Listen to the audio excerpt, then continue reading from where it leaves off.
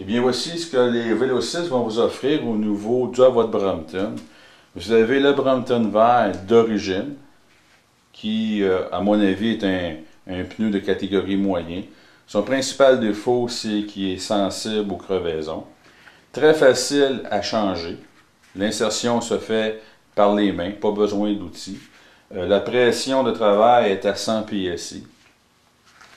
Donc, c'est le seul défaut que je pourrais donner à ce pneu-là. Il use quand même assez rapidement, mais quand même, il m'a donné des bonnes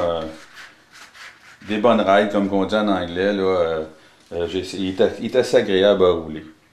Si on le compare avec les autres pneus, ben, vous avez ici le Marathon Plus. Le Marathon Plus, lui, pour le gonflage, on parle de 95 PSI. Au niveau de son diamètre, il est un petit peu plus petit que le Marathon standard. Si on remarque ses traits, on voit que c'est un trait beaucoup moins agressif que peut l'être sur le Marathon standard. Il est beaucoup aussi plus mince, donc beaucoup plus performant au niveau de la vitesse que peut l'être le Marathon. Avantage, c'est le pneu, à mon avis, le plus résistant aux crevaisons. C'est incroyable comment il peut être résistant. Cependant, lorsque vient le temps de l'installation, vous allez nécessairement avoir besoin d'outils. Je ne crois pas qu'on peut rentrer ça à la main. Certaines personnes qui ont les mains assez fortes peuvent le faire, mais je vous dirais qu'il est assez difficile à insérer sur la roue. Donc, c'est son principal inconvénient. Vous avez le Marathon. Le Marathon, nécessairement, au niveau de l'installation, lui ici, il est plus difficile que le Kojak et le Brompton vert. Par contre, c'est un pneu extrêmement confortable. Sa pression d'utilisation est à 85 PSI, beaucoup plus large que le Marathon Plus et le Brompton. Son diamètre, c'est le diamètre le plus grand aussi. Au niveau des traits, on voit que c'est un trait quand même assez agressif. Vous avez une bande centrale qui vous donne quand même une douceur de roulement, mais non comparable au Brompton ou au Kojak que je vais vous présenter. C'est quand même un très bon pneu, une très bonne alternative et un bon compromis dans les pneus. C'est un des plus populaires offerts avec le Brompton. Donc ceux qui ont peur pour des crevaisons et qui voudraient avoir un petit peu de confort, je vous dirais que c'est le pneu à acheter. Vous avez aussi le Kojak. Le Kojak, eh bien, c'est un pneu qui est beaucoup, c'est le pneu le plus mince et au plus petit au niveau du diamètre et le plus léger à la fois nécessairement.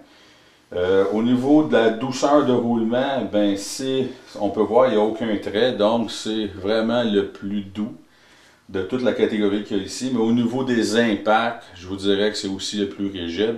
Ce pneu-là doit être, c'est au maximum, c'est 115 PSI qu'on doit le gonfler.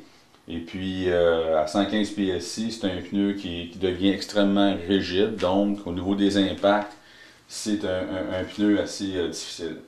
Fait que c'est la présentation pour vos pneus. Maintenant, je vais vous présenter les avantages et désavantages comparativement avec votre Kojak de la compagnie Schwalbe. Premier avantage pour le Kojak, si on remarque l'espace entre les deux roues, on peut voir le jour. Alors nous avons un espace, les roues peuvent demeurer droits. Donc une fois plié ou semi-plié si vous voulez, vous pouvez le pousser et il pourra aller se diriger en ligne droite, à gauche ou à droite. Contrairement avec les marathons, on peut remarquer ici.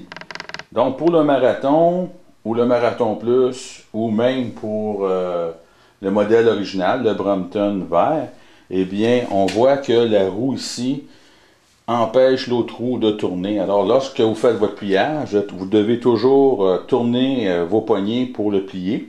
Et par la suite, si vous désirez le pousser, semi-plié, eh bien, il va toujours aller soit à gauche ou soit à droite. Ce qui peut devenir un inconvénient pour certaines personnes. Donc, ça, c'est le premier avantage avec le Kojak. Le deuxième avantage, eh bien, c'est au niveau du pliage. On va vous le montrer. Autre avantage du Kojak, c'est que son diamètre, c'est le diamètre le plus petit des autres modèles.